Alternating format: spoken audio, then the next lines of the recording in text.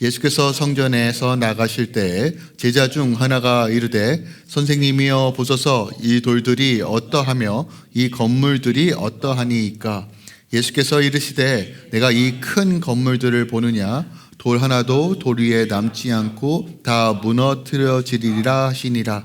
예수께서 감난산에서 성전을 마주 대하여 앉으셨을 때 베드로와 야고보와 요한과 안드레가 조용히 묻되 우리에게 이루소서 어느 때에 이런 일이 있겠사오며 이 모든 일이 이루어지려 할 때에 무슨 징조가 있사오리이까. 예수께서 이르시되 너희가 사람의 미혹을 받지 않도록 주의하라. 많은 사람이 내 이름으로 와서 이르되 내가 그리하여 많은 사람을 미혹하리라. 난리와 난리의 소문을 들을 때에 두려워하지 말라. 이런 일이 있어야 하되 아직 끝이 아니니라. 민족이 민족을 나라가 나라를 대적하여 일어나겠고 곳곳에 지진이 있으며 기근이 있으리니 이는 재난의 시작이니라. 너희는 스스로 조심하라. 사람들이 너희를 공회에 넘겨주겠고 너희를 회당에서 매질하겠으며 나로 말미암아 너희가 권력자들과 임금들 앞에 서니이니 이는 그들에게 증거가 되려 함이라. 또 복음이 먼저 만국에 전파되어야 할 것이니라. 사람들이 너희를 끌어다가 넘겨줄 때 무슨 말을 할까 미리 염려하지 말고 무엇이든지 그때 너희에게 주시는 그 말을 하라. 말하는 이는 너희가 아니요 성령이시니라. 형제가 형제를 아버지가 자식을 죽이는 데에 내주며 자식들이 부모를 대적하여 죽게 하리라.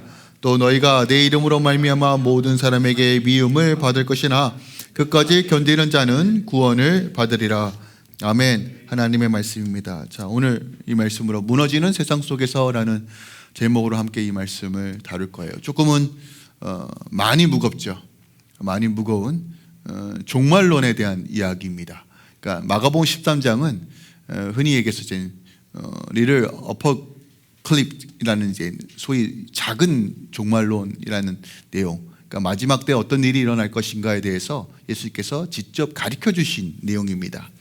자, 이 내용을 가지고 오늘 13장을 이번 주와 다음 주에 이제 두 번에 걸쳐서 좀 다루려고 합니다. 원래는 조금 분량을 좀 늘리고 싶었는데 제가 이제 부활절에 맞춰서 이제 마가복음을 스케줄을 짜다 보니까 두 번밖에 다룰 수 없어요. 근데 이 내용이 어떻게 보면 굉장히 좀 우리에게 조금 부담이 되는 메시지이기도 하거든요. 그래서 제가 조금 더 이제 풀어서 설명드리고 싶은데 또 그게 잘 어떻게 될지 제가 주시는 성령께서 주시는 마음으로 함께 좀 살펴볼 거고요. 참고적으로 지난주보다 더 길 수도 있다는 그런 그러니까 지난주에도 엄청 길었는데 성도님들이 목사님 점점 설교가 길어진다고 짧아지는 것 같은데 점점 길어진다고 하시는데 오늘은 어떻게 해서든 좀 제가 잘 전달해 보도록 하겠습니다. 제가 저도 이제 살아가면서 제 스스로를 또한 사람들의 살아가는 유형들을 조금 관찰을 하면 문득 이런 생각이 들더라고요. 뭐냐면 모든 사람들은 언젠가 죽을 거를 알고 있어요. 그죠? 죽을 걸 알고 있는데 마치 죽지 않을 것처럼 살아간다는 것이에요. 그게 참 아이러니한 거예요. 끝이 있음을 알면서도 머리로는 알고 있지만 그것은 나에게는 약간 예외된 것인 것처럼 살아가요. 왜냐하면 마치 여기서 영원할 것 같은 것을 가정하여서 준비하고 살아간다는 것이죠.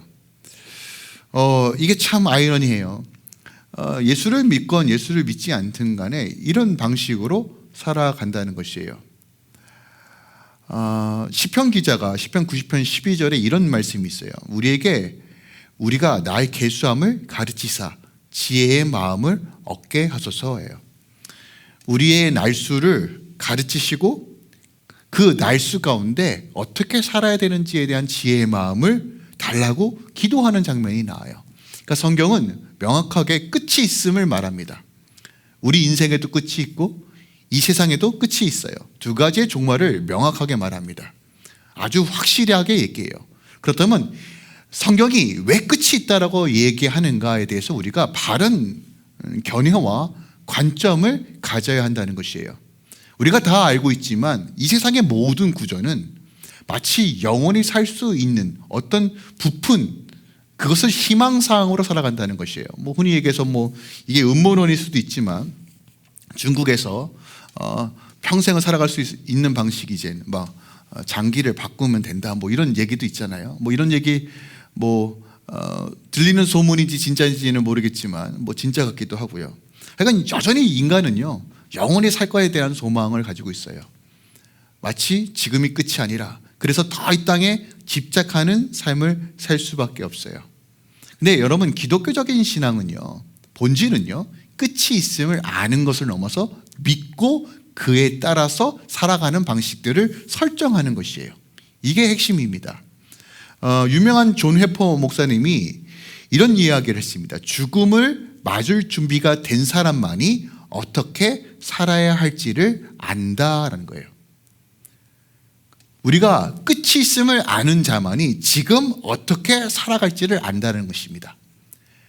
마치 끝이 없는 것처럼 살아가는 것이 아니라 그냥 막연하게 나는 지금은 아니겠지라고 그냥 막연하게 살아가는 것이 아니라 끝이 있구나, 반드시 인생의 끝이 있구나, 이 세상에 끝이 있구나 라는 것을 명확하게 설정한 후에 그 다음에 우리의 우선순위가 정렬되어지고 세워진다는 것이에요.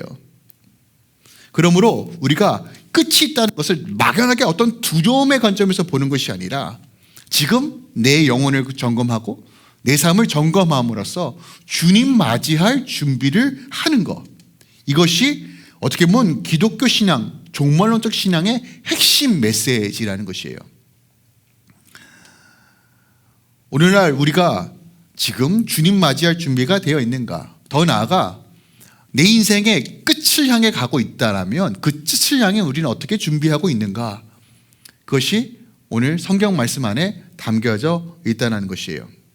자, 그렇다면 우리가 한번 고민해 봅시다. 여러분, 끝이 있다라고 했을 때 여러분의 관심사는 뭐예요? 우리들의 관심사는 뭐예요? 늘 그게 언제야? 이게 최대의 관심사일 거예요. 그날이 언제 오는 거야? 그죠? 그날이 언제 오는지 좀 알았으면 좋겠어. 수치로 좀 나타났으면 좋겠어. 빡 하고 떨어졌으면 좋겠어 라는 것이 우리의 궁극적인 질문이라는 것이에요. 그런데요, 성경에서 그날이 정확하게 언제 온다는 말은 늘 언급하지 않습니다. 근데 우리의 가장 최대의 궁금증은 그게 대체 언제쯤이야, 혹은 정확하게 언제쯤이야, 몇 월 며칠이야에 굉장히 관심이 많다는 것이에요. 이 관심이 건강하지 않다라는 것을 성경은 우리에게 늘 가르쳐주고 있습니다. 대표적으로 오늘 본문과 좀 연결지어서 생각해 볼 수 있는데 사도행전 1장에 보면요, 예수님께서 승천하시기 전에 보세요. 1장 6절이에요. 사도행전 1장 6절에 그들이 모였을 때 예수께 여쭈어 이르되 주께서 이스라엘의 나라를 회복하심이 어느 때입니까? 라고 물어요. 자, 이스라엘의 회복이라는 것은 그들의 개념 속에서 하나님 나라의 도래 혹은 이 땅의 끝이라는 개념 안에서 설명한 거예요. 질문한 거예요. 주님, 언제 세상의 끝이 옵니까? 언제 진짜 이스라엘 회복이 언제 옵니까? 주께서 언제 완벽하게 통치하십니까? 제 나라가 언제 옵니까? 이런 개념으로서 질문한 거예요. 그때 예수님께서 뭐라고 말씀하시냐면 이런 거예요. 여러분, 이게 잘 들으셔야 돼요. 이르시되 때와 시기는 아버지께서 자기의 권한에 주셨으니 너희는 알 바 아니요. 무슨 얘기입니까? 좀 궁금해하지 좀 마. 그 너네 소관이 아니야. 심지어 예수님도 이렇게 말씀하셨어요. 하나님 아버지에게 권한이 있다라는 거예요. 이 말은요, 예수님은 모른다는 얘기가 아니라요, 그 모든 결정권이 누구에게 있다는 거예요? 하나님 아버지에게 있다는 거예요. 그러니까 물론 우리가 궁금할 수 있죠, 관심을 가질 수 있죠. 하지만 그것이 우리에게 불필요하다는 거예요. 아니요, 그렇게 관심을 가질수록, 그때가 언제야 관심을 가질수록 우리의 신앙이 변질될 수 있다는 것이에요. 오염될 수 있다는 것이에요. 본질을 놓칠 수 있다는 것이에요. 오늘날 세대주의자들, 시험부터 종말론자들의 특징이 뭡니까? 자꾸 그때를 강조해요. 그때를. 이 마지막 때, 우리가 지금 마지막 때를 살아가고 있어요. 개혁주의 관점에서 예수님께서 오시고 다시 오실 그 모든 날을 종말이라고 설정합니다. 그러니까 우리는 지금 마지막 때를 살아가고 있어요. 그런데 언제, 몇 시, 어느 때, 이 때를 너무 강조하다 보니까 마치 염세주의자처럼 삶의 의미가 없구나, 내가 모르는 거 다 필요하고 다 교회에 바쳐야 되는구나, 이런 관점으로 미혹하고 유혹하는 것들이 너무 많다는 것이에요. 또한 극단적 신앙으로 변질시키는 경우들이 너무 많아요. 저는 이 말씀을 묵상하면서 당시 제자들의 심리가 어땠는지 좀 고민해 봤습니다. 어떤 마음으로 예수님 언제 이스라엘 회복이 와요? 예수님 이제 올라가실 텐데 언제 이 땅이 멸망하나요? 라고 하는 그 심리 안에 이런 마음이 있다라고 생각이 들어요. 혹시 여러분들 예전에 저도 이제 학원을 다니고 학교를 다니는데 선생님이 얘들아 다음 주 이 시간에 쪽지 시험 본다 라고 한 적이 있어요 없어요? 있죠? 있단 말이에요. 그리고 다음 시간이 왔습니다. 다음 시간이 왔는데 선생님이 막 수업을 하는데 쪽지 시험을 볼 기미가 안 보여요. 야, 시간이 거의 다 끝나가는 것 같아. 야, 15분만 버티면 수업 끝난다. 근데 그때 학생 어느 하나가 손을 번쩍 들더니 선생님 오늘 쪽지 시험 안 봐요? 여러분 얄미워요 안 얄미워요? 얄미워요 안 얄미워요? 모든 사람들이 그에게 딱 어떤 심리, 야, 좀 뭐야 쟤 왜 저래, 쟤 미쳤나 봐, 이런 생각 들어요 안 들어요? 저는 그런 사람 아니었어요. 저는 어떻게 해서든 안 봐야지 그랬단 말이에요. 그러면 한번 생각해 보세요. 손을 들었던 아이의 심리는 뭐예요? 나 자신 있다, 나 준비했다, 안 보면 억울하다, 이거 아닙니까? 근데 그 내면 깊은 곳에는 이런 마음이 있었던 것 같아요. 난 너희들과 달라. 아닌가요? 근데 저는 이 제자들의 내면을 자꾸 고민해보고 자료를 찾다 보니까 그런 생각이 드는 거예요. 오늘날 우리가 마라나타 예수님 오시옵소서, 얼마나 아름다운 말입니까? 주님 빨리 오셨으면 좋겠습니다. 근데 저도 그런 고백을 하면서 제 이면에 어떤 생각이 드냐면 이런 거예요. 솔직하게 말씀드리면 정말 하나님, 이 세상에 답이 없어 보입니다. 지긋지긋합니다. 지금 내 상황 가운데서 주님께서 빨리 오셔서 해결해 주시면 좋겠습니다라는 어떤 그런 심리가 내 안에 있고, 또 하나 내면 깊은 곳에는 뭐냐면 어차피 나는 구원받았는데, 나는 어차피 천국 가는데 라고 하는 생각이 있다는 것이에요. 근데 그 이면 깊은 곳에는 또 어떤 생각이 있냐면 아유, 망할 사람은 어차피 망한다 라고 하는 생각이 내 안에 있어요. 근데 저는 이것을 적나라하게 보니까 하나의 영적 우월주의가 아닐까라는 생각이 드는 거예요. 오늘 제자들도 그런 심리 가운데 예수님께 물었던 것은 아닌가라는 조심스러운 생각을 해봅니다. 그리고 오늘날 왜 교회들이 세상의 질타를 받는가? 우리는 우월하다, 우리는 구원받았다, 우리는 너희들과 다르다라는 어떤 이 우월주의가 결국 세상으로부터 비판을 받는 원인 중에 하나가 아닐까라는 생각이 드는 거예요. 교회 이야기만 나오면 사이비 얘기, 이단 얘기, 세상을 어지럽힌다, 물론 좋은 의로운 전쟁과 의로운 목소리도 있겠지만 그렇지 않은 수많은 일들이 있다라는 것이에요. 당장 예수님이 오시니까 재산 다 팔아라부터 시작해서 사이비들이 너무너무 많아요. 오늘 마가복음 13장은 묵시록, 즉 마지막 때 이 종말론을 가장 잘 설명하는 구절 중에 하나입니다. 오늘 1차적으로는 예루살렘에 대한 멸망을 선포하시지만, 여러분 이것이 어떤 예언적 원근법이라고 해서 이렇게 이해하시면 돼요. 우리가 멀리서, 그러니까 예를 들어서 로키를 보면 다 보이는 산이 있잖아요. 뭐 여기서 보면 이제 베이커산도 보이잖아요. 근데 이 베이커산만 있는 것이 아니라 그 뒤에 산이 있어요 없어요? 있습니다. 근데 여기서 보면 산이 하나밖에 보이지 않지만 위에서 보면 그 뒤에 산들이 계속 있죠. 마찬가지예요. 보여지는 것뿐만 아니라 그 뒤에 산들이 있는 것처럼 표면적으로 AD 70년에 예루살렘 성이 무너지는 그 멸망의 1차적인 예언이 성취되었지만 궁극적으로는 이 세상의 마지막 때를 정확하게 그려주는 본문이 오늘 본문 말씀이라는 거예요.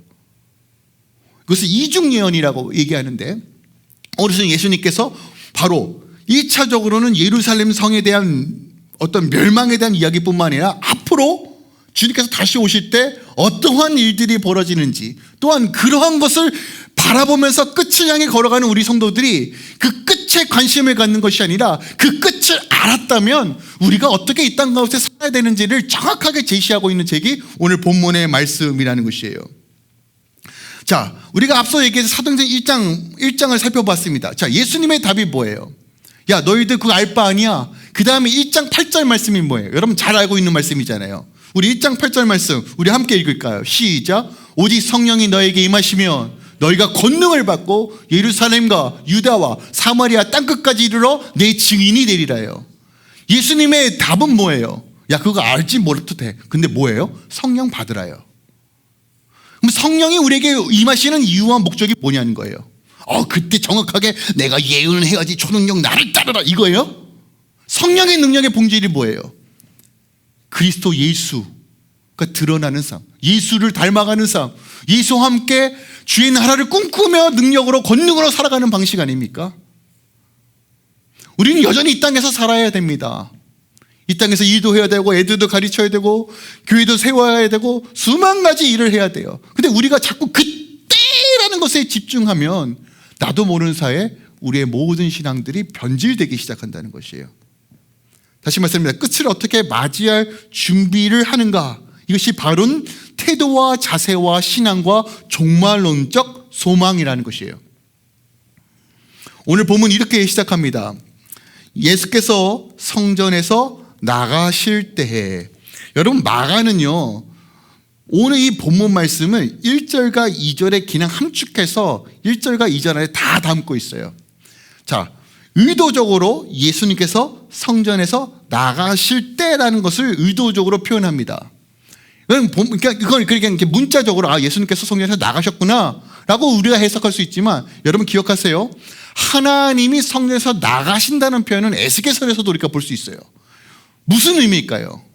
더 이상 이곳에 하나님께서 계시지 않는다는 뜻이에요. 주님이 성전의 주인이시고 만유의 주이신 주님께서 더 이상 건물의 성전에 있지 않다라는 것을 보여주고 있는 가장 상징적인 표현이에요. 여러분 기억하세요. 이 세상 끝에서 임할 심판의 본질이 뭔지 아십니까? 하나님이 함께 하시지 않는 것이 심판의 본질이에요. 지금 내 삶 가운데서 심판과 징계가 임하는 본질적인 이유는요, 하나님이 안 계시기 때문에 그래요. 교회가 병들어지는 이유, 성도가 무너지는 이유는요, 하나님이 함께 하시지 않기 때문에 그래요. 이걸 정확하게 보여주시는 거예요. 근데 어떤 상황이든 간에 주님이 나와 함께 계시고 내 삶을 지켜주시고 주의 인자와 영광 가운데 묵묵히 걸어가는 삶이 승리라는 것이에요. 이 심판의 무게, 예수께서 그 성전을 떠나가셨다. 하나님이 나의 집이라고 불렀던 이 성전이 이제 더 이상 주인이 없는 껍데기 상태다라는 것을 지금 보여주고 있어요. 비극이 시작됐다는 것이에요. 근데 제자들은 이 영적인 의미를 몰라요. 그러니까 뭐라고 묻습니까? 선생님 보세요, 이 돌들이 어떠하며 이 건물이 어떠하니까. 요한복음 2장 20절에 보니까 아직도 이게 그 예루살렘 헤롯 성전을 짓고 있었을 때입니다. 그러니까 총 46년 지었대요. 그리고 언제 완공됐냐면 주후 63년, AD 63년에 완공되었다고 말합니다. 어마어마한 사이즈예요. 요세푸스에 의하면 성전의 모든 벽이 안쪽은 금으로 뒤덮여 있었고 바깥쪽은 가장 아름다운 흰색 대리석으로 꾸며져 있었대요. 그러니까 해가 뜨면요 금빛에 바짝바짝바짝하고 겉모습은 진짜 흰 눈이 덮은 것처럼 그렇게 희한찬란했대요. 눈이 부셨대요. 여러분 생각해 보세요. 갈릴리 시골 촌뜨기들이에요. 아마도 절기 때마다 그거 보려고 아마 예루살렘에 왔을 거예요. 이야 대단하다 대단하다. 야 이런 세상도 있구나, 이런 세상도 있구나. 야 그래서 어떻게 이렇게 웅장하고 아름다운 곳에 하나님 계시는구나 생각했을까요, 안 했을까요? 했단 말이에요. 그 건물 자체에 압도됐을 거예요. 그 분위기에 압도됐을 거예요. 그 크기에 압도되었을 거예요. 사이즈를 보니까 정확하게 솔로몬의 성전의 2배 정도 되었다고 말합니다. 제가 이렇게 에이커로 좀 따져보니까 솔로몬 성전이 17에이커였는데 헤롯 성전이 35.58에이커였대요. 이건 뭐 잘 모르시겠죠? 이렇게 이해하시면 돼요. 그 학교 가면 축구장 있잖아요. 축구장 20개 정도 사이즈예요. 어마어마한 사이즈입니다. 이 사이즈 자체가 성전 사이즈였다는 거예요. 그러니까 이 건물을 보면서 이야 예수님 선생님 이거 얼마나 아름다워요. 그랬더니 예수님께서 뭐라고 대답하세요? 잘 보세요. 내가 이 큰 건물들을 보느냐 돈 하나도 돌 위에 남지 않고 다 무너지리라. 자, 예수님께서 뭐라고 표현하셨냐면 야 너희 이 성전을 부르냐라고 표현하지 않아요. 건물들이라고 표현합니다. 왜 그랬을까요? 하나님이 안 계시니까요. 하나님이 왜 안 계실까요? 우리가 지난주까지 계속 살펴봤던 내용 때문이에요. 외식과 거짓된 것과 탐욕과 공의와 정의를 행하야 될 종교 지도자들과 바리새인들과 사두개인과 서기관들이 하나님 말씀 다 떠나서 지 의만 추구하는 이런 모습, 종교적 타락. 여러분 기억하세요. 예수님은 종교를 세우기 위해 오신 분이 아니에요. 진리를 선포하러 오셨죠. 오히려 종교를 파쇄하시기 위해 이 땅에 오셨어요. 근데 어느 순간 우리는 종교를 만들고 있다는 것이에요. 역사적으로 티투스 장군에 의해서 예루살렘이 완전히 함락됐죠. 70이에요. 되게 신기하죠. 63년에 완공됐는데 정확히 7년에 완전히 무너져요. 이게 무슨 의미가 있냐는 거예요. 여러분 주님이 없는 삶, 주님과 동행하지 않는 삶, 주님의 임재가 없는 삶은 이와 같다는 거예요. 겉만 번지를 하면 무슨 의미가 있냐는 거예요. 알맹이가 없는데. 눈에 보이는 화려함과 세속적인 안정감과 허상이 깨질 수밖에 없다는 것을 주님께서 오늘 이 돌들이 다 무너질 것이다. 낡은 시대, 모든 종교 개념, 거짓 신앙 체계들 다 깨질 것이다. 누구로 인하여? 예수 그리스도로 인하여 다시 시작할 것이다요. 우리의 터가 예수 그리스도고 그의 말씀이 그의 나라라는 것이에요. 이게 신앙의 본질이고 이것이 종말론적 신앙의 가장 핵심이라는 것이에요. 주님께서 이 성전을 허물라 내가 사흘 만에 일으키리라 말씀하신 것처럼 우리가 주님 안에 거할 때 새로운 성전과 주님과 지어져가는 처소로서 세워져 간다는 것이에요. 여러분 우리도 마찬가지입니다. 우리 안에 세워져 있는 수많은 건물들이 뭔가요? 성전들이 뭐냐는 것이에요. 끝이 있음을 알면서도 끝이 없는 것처럼 살아가는 우리의 삶의 방식이 뭐냐는 것이에요. 여러분 종말론은요 다른 것이 아닙니다. 아유 언제 올게 벌벌 떨고 뭐 전쟁 기고 여러분 그거에 휩쓰는 것이 아니라 지금 내 삶 가운데 예수가 있는가 없는가가 핵심이에요. 나의 열심으로 나의 영적 우월주의에 빠져 있는 것은 아닌가. 그 부르심과 사명을 잊어버린 채 나만 구원받으면 된다, 나만 복받으면 된다라는 관점으로 여전히 살아가고 있지 않은가를 우리는 점검해 봐야 합니다. 여러분 기억하세요. 결코 무너지지 않는 하나님의 나라의 말씀과 그의 나라뿐이에요. 이 위에 우리가 세워져야 돼요. 이 길 위에 우리가 걸어가야 돼요. 하나님의 영이 떠나면 한순간에 폐허로 변하는 것이에요. 여러분 기억하세요. 하나님이 전부입니다. 그래서 오늘 본문에서 우리의 첫 번째 교훈은 뭐냐면 썩어질 세상에 도취되는 것이 아니라 화려한 이 영광에 우리가 도취되는 것이 아니라 영원히 쇠하지 않는 하나님 나라에 고정하고 가치를 두라는 것이에요. 이게 지금 우리 안에 가장 중요한 세계관과 가치관이에요. 다시 말씀드리면 여러분 우리 돈 벌어야 돼요. 공부해야 됩니다. 일해야 돼요. 이거 하지 말라는 얘기가 아니에요. 그러면서도 우리의 늘 시선은 어디에? 성산, 하나님의 나라, 하나님의 통치. 여러분 이것을 생각으로 마음으로 늘 고정해야 돼요. 악기는 늘 튠을 해야 되는 것처럼 여러분 우리 삶에 늘 하나님께 초점 맞을 수 있는 튠이 이루어져야 돼요. 자, 이 얘기에 아마 제자들은 굉장히 놀랐을 거예요. 이게 무너진다고요? 이게 무너진다고요? 그러니까 3절에 보세요. 예수께서 감난산의 성전을 마주대하며 앉으셨을 때 제자들이 묻습니다. 용기 내어 물어요. 두 가지를 묻습니다. 우리에게 말씀해 주세요. 어느 때 이런 일이 일어나겠사오며 또 모든 일이 이루어질 때 어떤 징조가 있겠습니까요? 늘 두 가지 관심이에요. 우리는 늘 두 가지 관심입니다. 그때가 언제입니까? 그때 어떤 일이 벌어집니까요? 근데 예수님께서 어떤 것만 대답하셨어요? 때를 대답하셨나요? 아니에요. 징조만 말씀하셨어요. 이게 핵심이에요, 여러분. 그러니까 여러분 우리가 신앙생활하면서 그때가 언제야? 마지막 때. 근데 여러분 자꾸 그때에 집중하지 마세요. 우리 이미 그때에 살고 있어요. 우리의 관심은 이 징조를 통해서 우리가 다시 한번 깨어나는 것이에요. 이게 핵심입니다. 왜냐하면 건물이 무너진다, 성전이 무너진다라는 것을 그 당시 1세기 제자들은 어떤 개념으로 이해했냐면 세상의 종말과 같은 개념으로 이해했어요. 왜냐하면 하나님의 성전, 하나님이 거하실 성전이 없어진다, 무너진다, 그 말은 이꼬로 새로운 날이 시작되는 거야. 예루살렘의 회복이 시작되는 거야. 하나님의 나라가 도래하는 거라고 이해했어요. 그래서 성전의 무너짐과 세상의 끝을 동일시하게 여겼기 때문에 조심스럽게 묻는 거예요. 예수님, 선생님, 그 마지막 때와 징조가 무엇입니까? 알려주세요. 그때 예수님께서 이렇게 답하십니다. 5절이에요. 마치 보세요. 5절에 예수께서 이르시되 너희가 사람의 미혹을 받지 않도록 주의하라. 자 보세요. 우리가 보통 뭘 조심해야 하면 뭔가 크고 비밀한 일, 뭐 기근과 재앙 이런 것들을 먼저 얘기하실 거라 생각했는데 아니요. 영적인 미혹에 대해서 먼저 말씀하세요. 이게 핵심이기 때문에 그래요.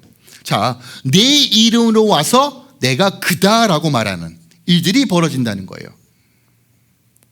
그러니까 흔히 얘기해서 이런 겁니다. 내가 예수야, 내가 메시아라고 하는 사람들이 꽤 많이 등장한다는 거예요. 여러분 이거 전 세계 인류의 모든 역사 속에서 수많은 메시아와 재림 예수가 등장합니다.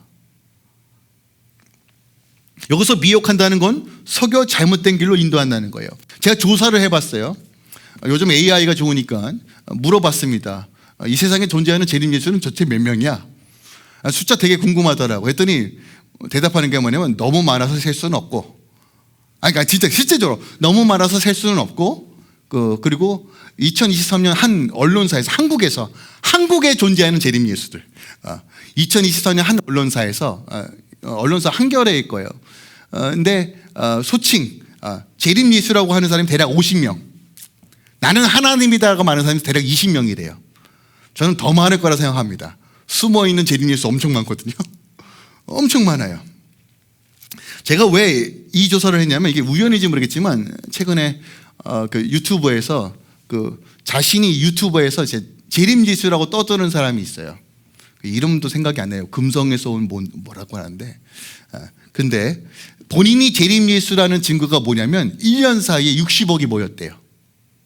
이 돈이 어떻게 모이냐요? 내가 재림 예수이기 때문에 모였다는 거예요. 이런 당토하지 않는 이런 주장들. 그러면서 또 뭐라고 얘기하냐면 너희들이 내가 재림 예수가 아니라는 걸 증명해 보래요. 아니 이게 무슨 방구예요 뭐예요? 나 진짜 본인이 증명해야 되는 거 아닙니까? 근데 남들 보고 자기가 재림 예수가 아니라는 걸 증명해 보래요. 이게 무슨 사기꾼들 전형적인 거예요. 근데 문제는 수백 명 수천 명이 넘어가서 그 사람에게 돈을 보냈다는 거예요. 여러분 그 심리가 뭐예요? 여러분 보세요. 노골적으로 자신이 재림 예수로 가는데 저 사람 누구에게 속아? 그런데 속아 넘어가고 있어요 지금. 근데 저는 차라리 좀 깨어있으면 대놓고 재림 예수로 가는 사람에게는 경계는 하잖아요. 근데 오늘날 가장 큰 문제는 뭐냐면 본인이 잘못 가르치는지도 모른 채 목회하는 목회자들이 너무 많아요. 거짓된 가르침으로 성도들을 미혹하는 사람들이 너무 많아요. 여러분 영적인 분별력이 너무 중요합니다. 저도 나름대로 스펙트럼이 굉장히 넓은 사람입니다. 복음주의 안에서 그래 뭐 그렇게 견해가 다를 수 있어, 그럴 수 있어. 은사 중지론 거기밖에 이해할 수 없으니까 그럴 수 있어. 다 저는 스펙트럼이 넓은에도 불구하고 굉장히 경계하는 몇몇 분들이 계세요. 막 극단적이고 세대주의자들 정말 진짜 제가 이를 갈고 막 그러는데 여러분 이렇게 이해하시면 돼요. 인본주의, 유물론으로 시작했던 모든 이념과 세상은 여러분 경계하셔야 돼요. 왜요? 하나님의 존재 자체를 부정한 모든 신학적 개념들은 여러분 경계하셔야 돼요. 하나님 주권이 아니라 사람의 생각으로 시작했던 그 모든 이념들은 여러분 경계하셔야 돼요. 여러분들을 마비시킵니다. 그래서 제가 사회주의, 공산주의 여러분 경계하시라고 말씀드리는 거예요. 종교의 탄압을 여러분 경계하시라는 거예요. 여러분 진리를 선포하는데 정치 목사라고 매도시키는 거 여러분 경계하셔야 돼요. 아무리 타고난 신학자가 얘기하더라도 여러분 말씀을 말씀으로 대하지 못하는 것에 대해서 어떤 성령의 역사들을 부정하는 것에 대해서 여러분 정말 경계하셔야 돼요. 물론 우리가 무지해서 모를 수 있다고 칩시다. 그래도 여러분 경계하셔야 돼요. 종교를 무너뜨리고 진리를 무너뜨리려고 하는 이런 모든 형태를 여러분 경계하셔야 돼요. 하나님은 거룩한 질서 안에 일하시는 분이고 그 질서 안에서 회복하시는 분이에요. 여러분 핵심은 이거예요. 사람 따라가지 마세요 제발. 목사 따라가지 마세요. 어떤 선교사님 따라가지 마세요. 목사님도 선교사님도 하나님의 도구이지 믿음의 주체는 아닙니다. 여러분 예수님 보셔야 돼요.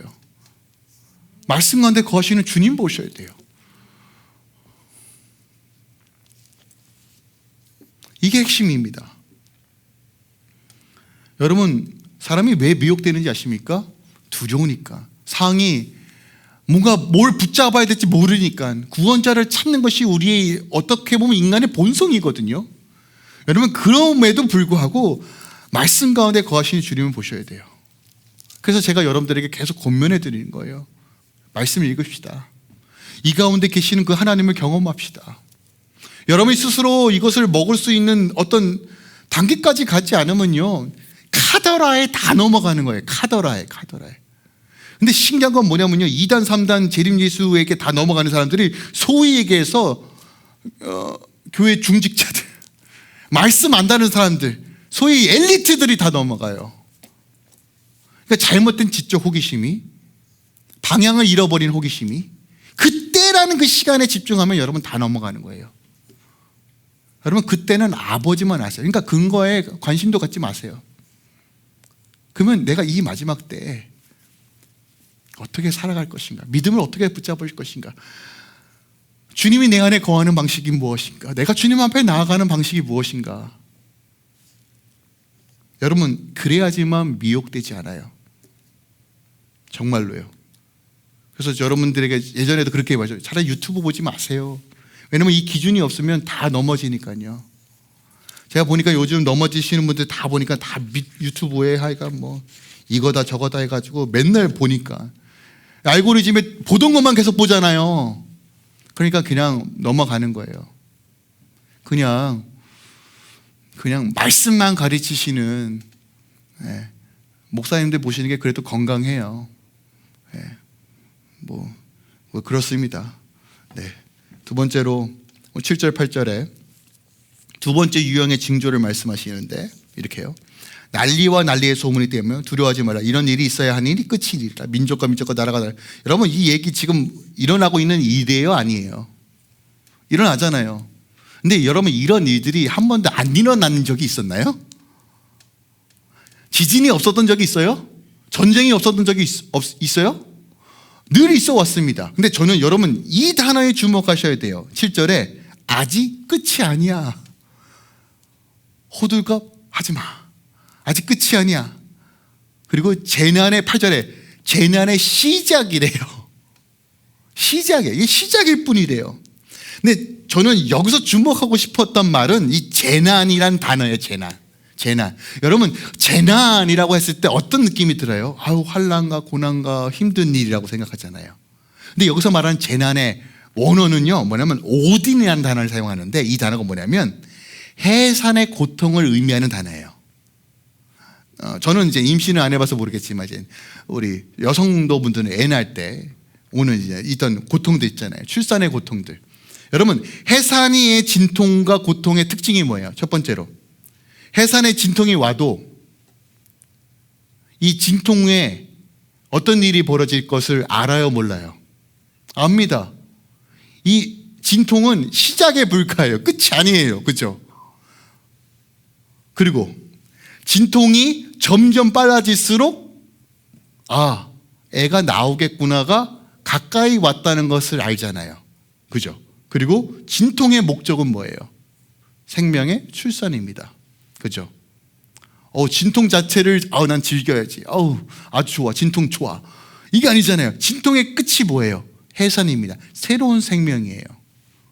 오늘 예수님께서 어떤 관점에서 오늘 고난을, 이 상황을 설명하고 계세요? 새로운 생명의 관점에서 오늘 이 본문을 설명하고 계시는 거예요. 재난은 해산의 고통의 개념이에요. 그러면 내 안에 지금 일어나고 있는 모든 재난은 결국 새하늘과 새 땅이라는 것을 향해 가고 있다는 것이에요. 여러분 그렇게 이해하셔야 돼요. 내 안에 있는 모든 재난과 고난과 역경은 하나님께서 새롭게 하시기 위한 모든 생명을 잉태하기 위한 모든 과정이라는 것이에요.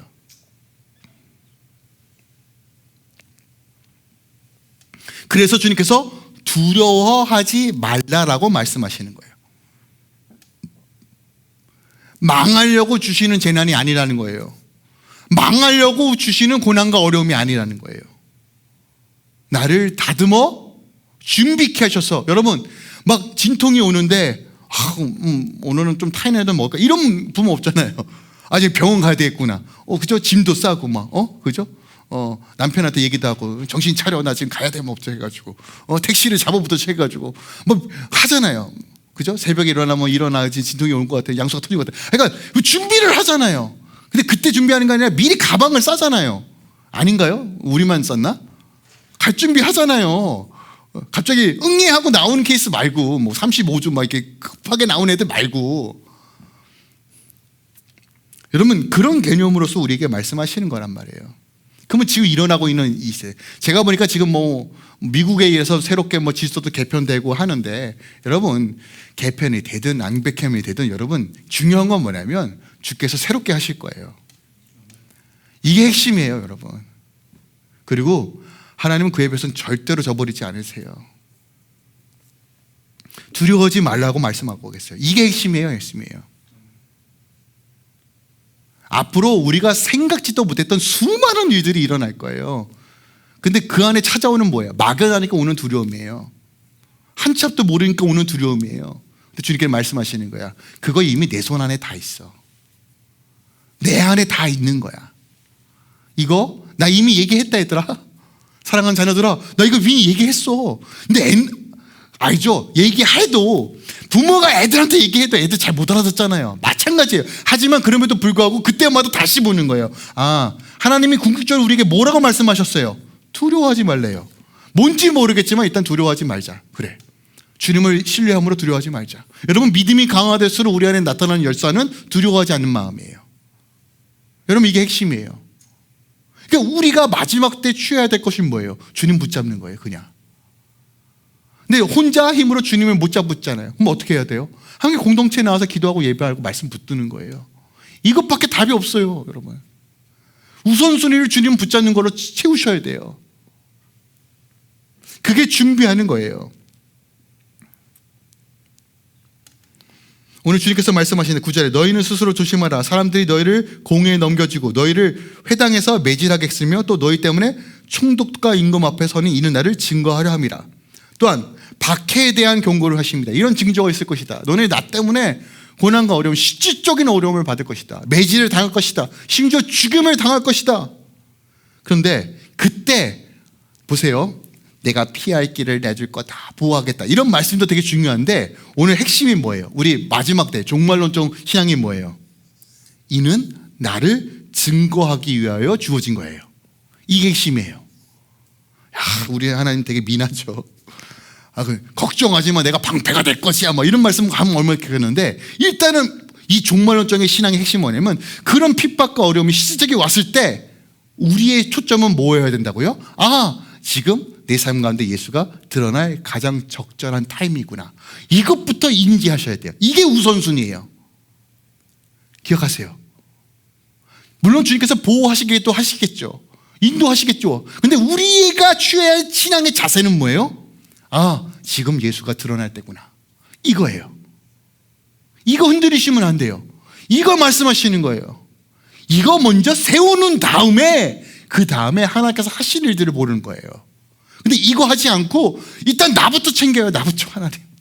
하나님 왜 이런 시련을 주십니까? 왜 이런 고난을 주십니까? 아직 저 믿음이 약한데요, 연약한데요. 자꾸 하소연만 해요. 알죠? 주님도 우리 연약한 거 아십니다. 그럼에도 불구하고 우리가 다시 돌이켜서 붙잡아야 될 말씀이 뭐예요? 지금 예수를 드러내 적절한 타임이구나. 그때 주님께서 말씀하시는 거예요. 뭐예요? 목적을 말씀하세요. 또 복음이 먼저 만국에 전파되어야 할 것이라. 사람들이 너희를 끌어다가 넘겨줄 때 염려하지 말아라. 뭐예요? 너희 안에 성령께서 이것을 가르쳐 주시겠다예요. 매뉴얼을 다 주세요. 여러분, 그러니까 우리가 이런 거예요. 복음 때문에, 예수님 때문에 고난과 어려움 가운데 우리가 어떤 자세와 신앙태를 취해야 된다고요? 지금이 예수를 증거할 타이밍이구나. 이 자세를 취하는 순간 성령께서 역사시키시다는 것. 이게 영적 순기능이에요. 영이 깨어나는 방식이에요. 근데 이걸 우리가 하지 않으면요, 성령께서 일하고 싶어도 일을 못한다는 거예요.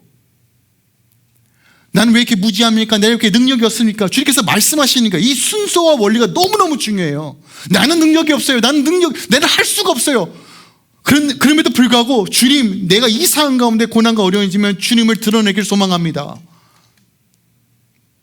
그때 주의 지혜가 임한다는 거예요. 그 믿음이 성령께서 무엇을 말해야 되는지 가르쳐 주신대요. 여러분, 이것이 능력이에요. 이게 그리스도인이 살아가시는 방식이에요. 종말론에서 신앙으로 살아가는 방식이란 말이에요. 이런 자들을 통해서 천하 만민에게 복음이 증거되는 것이에요. 결국 우리가 종말론적 신앙의 핵심 뭐예요? 복음 전파예요. 여러분 일터에서, 여러분의 가정에서 복음이 복음되게 하는 방식이 뭐예요? 성령 하나님, 내가 예수를 증거하겠습니다. 그 믿음의 걸음이, 믿음이 없지만 그 믿음의 걸음이 성령의 역사로 나타나는 것이에요. 베드로후서 3장 9절이니까 주님의 오심이 더딘 것처럼 보입니다. 왜 그럴까요? 여전히 구원받아야 될 사람이 많기 때문에 그래요. 영적 우월주의에 빠지면요, 나태해집니다. 나는 구원받았는데 뭐 어차피 되는데. 아니요, 주님은 여전히 한 영혼 한 영혼에게 여전히 관심이 맞으세요. 오죽하시면 고난을 주시겠어요. 말해도 안 들으니까 흔드시는 거예요. 저는 코비드 때도 하나님께서 그런 일을 하셨다고 믿고요, 지금도 교회를 계속 흔드시는 이유도 여기에 있습니다. 여러분 기억하세요. 세상 난리 부르스가 나도 교회는 절대로 무너지지 않아요. 하나님께서 지키시기 때문에 그래요. 하나님의 임재가 머무는 교회, 성도들 통해서 하나님께서 새 일을 하실 겁니다. 근데 13절에 끝까지 견디라 라고 말해요. 끝까지 견디라. 견디라. 여러분, 견디는 게 뭐예요? 믿음을 지키는 거예요. 믿음을 지켜야 사는 거예요. 믿음 때문에 어려움을 당하기도 합니다. 직장과 사업과, 실질적으로 지금 목사님도 뭐 감옥에 가고 뭐 별의별 일이 다 일어나잖아요. 근데 여러분 기억하세요. 하나님이 인도하십니다. 또 하나 마지막 때 징조가 오늘 12절과 13절에 나오죠. 뭐예요? 형제가 형제를, 아버지가 아치를. 진짜 가족 안에서 이런 일이 벌어집니다. 근데 이거 이단들이 어떻게 사용하는지 아세요? 이 구절들? 야, 괜찮아. 지금 우리가 진리인데 핍박이 와. 부모들이 해. 근데 너가 잘하면 나중에 니네 친족 가족들 다 구원할 수 있어 라고 유혹해요. 잘못된 길로 인도하면서 세뇌시켜 가스라이팅 시킵니다. 여러분, 이 말의 본질은 뭐냐면 이거 이렇게 이해하셔야 돼요. 여러분, 마지막 때 마태복음 24장에도 나오는데 사랑이 식어갈수록요, 사람은 자기밖에 몰라요. 심지어 부모도 모릅니다. 대적하는 일이 일반적인 일이 돼요. 예의 없어집니다. 깨집니다. 그게 마지막 때 징조예요. 딱 지금이 그렇잖아요. 그냥 가장 사랑받고 안전해야 될 가정이 다 깨어지고 있는 이유가 뭐예요? 사랑이 깨져서 그렇고, 그 사랑의 본질이 하나님으로부터 오는 사랑이 아니라 내가 만들고 원하는 쾌락 중심과 내 자기 만족의 사랑의 중심으로 돌아가기 때문에 그래요. 이 세상 구조가요. 그거 말씀하시는 거예요. 이 마지막 때 사랑이 식어간 결과 가장 가까이 관계될 그 사이까지 배신과 증오로 넘쳐나는 일들이 벌어진다. 근데 그런 일이 있더라도 뭐래요? 염려하지 말고 두려워하지 말아라. 너희들은 믿음을 지켜라 라고 말하는 거예요. 여러분, 이게 오늘 이 11절 13절 말씀의 핵심입니다. 그러면서 말해요? 끝까지 견디는 자는 구원을 받는다라는 것이에요. 여러분, 우리는 이미 예수 그리스도 안에서 구원을 받은 자예요. 이미 주님께서 선택하셨죠. 하지만 현재에서 여전히 구원의 여정을 걸어가고 있습니다. 그리고 마침내 주님이 오심으로 구원이 완성될 것이에요. 내가 지금 구원받지 않았다는 것이 아니라 이미 구원이 있지만 이 구원을 지켜야 될 책임과 사명이 우리에게 주어졌어요. 이 구원이 취소된다는 얘기가 아니고요, 우리가 어떻게 주님 안에서 살아갈 것인지를 가르쳐 주시는 거예요. 이거 좀 전문용어로 성화라는 개념으로서 성경은 설명하고 있는데, 끝까지예요. 신앙은 견디고 이기는 것입니다. 신실하신 하나님을 붙잡는 것이에요. 생명의 멸류관까지 걸어가는 것이에요. 여러분, 마태복음 24장에 주님께서 천하 만민에게 복음을 증거됐을 때 주님께서 오신다고 말해요. 여러분, 너무 명확해요. 주님이 언제 오시겠다고 하도 때를 물어보니까 이렇게 말씀하시는 거예요. 모든 민족과 방언에게 복음이 증거되면 그때 나올 거야. 명확하잖아요. 그럼 우리의 사명은 뭐예요? 여러분, 주님 오시길 사모하십니까? 그럼 복음 증거하세요. 그럼 주님 오십니다. 어떻게 보면 더디 오시는 게 복음이 증거되지 않아서예요. 뭐 멀리 갈 필요도 없습니다. 요즘 주위에 깔려 있잖아요. 예수님 모르는 사람. 우리의 역할은 뿌리는 겁니다. 말씀을 증거하는 거예요. 그래서 올해도 어떻게든 좀 나가려고 좀 계획을 세우고 있고, 뭐 노방전도를 하든 코스코 옆에 있으니까 뭐 찬양을 부르든 어떻게 좀 해보자. 심지어 뭐 길거리 돌아다니면서 이제 현수막하고 쓰레기도 쳐보자. 뭐 이런 것들을 지금 생각하고 있습니다. 목회자들 사이에서 회의하고 있고, 날씨 좋으면 좀 그런 일도 좀 해보자. 어떻게든 예수를 좀 증거해보자. 선한 영향력으로 좀 해보자라고 하는 계획들과 기도를 하고 있습니다. 여러분들, 결국요, 이 마지막 때 우리가 해야 될 본질적인 것은, 견딘다는 건 여러분 그냥 숨어있다는 뜻이 아니에요. 적극적으로 내 삶 가운데 예수를 드러나는 것이에요. 여러분들에게 좀 강력하게 도전을 줍니다. 마지막 때 어떻게 살 것인가? 끝이 있습니다. 우리 인생에도 끝이 있고 이 세상에도 끝이 있어요. 죽음을 준비하는 자만이 이 땅을 제대로 살 수 있어요. 이것이 건강한 종말론의 가장 기본적인 개념입니다. 주님께서 생명 허락하시는 그날까지 우리의 부르심은 뭐예요? 주님이 내 안에, 내가 주 안에 거하며 주 예수 그리스도를 드러나는 삶. 주께서 공급해 주신 성령의 능력으로 인내하며 견디며 걸어가는 삶. 마치 산모가 그 잉태를 위하여 견디는 시간만큼, 그리고 생명을 잉태하는 그 순간에 모든 것이 회복되는 것처럼 주님께서 우리의 삶을 그렇게 인도해 주시겠다고 말씀하고 계십니다. 점점점 한 치 앞도 모르는 시대가 올 것입니다. 그래도 여러분 꼭 믿음을 지키십시오. 지금까지 걸어온 시간이 있는데 중간에 포기하지 마십시오. 흔들리면 도움을 요청하십시오. 함께 기도하고 걸어가십시오. 그게 교회의 존재의 이유고, 또한 이 공동체가 주님께서 허락해 주시는 이유입니다. 여러분 삶과 가정 가운데 그 놀라운 역사들의, 그리고 또 하나님의 나라의 시체가 이루어지길 예수 그리스도의 이름으로 축원드립니다. 아멘.